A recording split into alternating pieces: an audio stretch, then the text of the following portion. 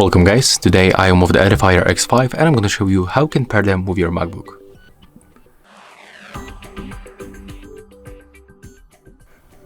First of all, open the charging case.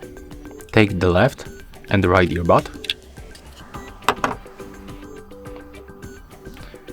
And right now we have to take a look on the indicators. So right here, if they are not blinking, we have to grab only the left one, click and hold this touch control panel until this indicator starts blinking on the red and the blue, just like that.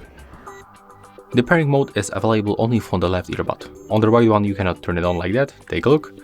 I can hold it for like 10 minutes and nothing is going to happen right now. So put them close to your MacBook, do not put them back to your charging case. Go for the system settings, go for the Bluetooth, and then when you scroll down on the Bluetooth list, you will find the Edifier X5 left. When you click connect, after a few moments you will find them at the top of the list, and as you can see, we are connected. You are not connected only with the left, they are synchronized together, so don't worry, you will hear sound or use the microphone of the both earbuds.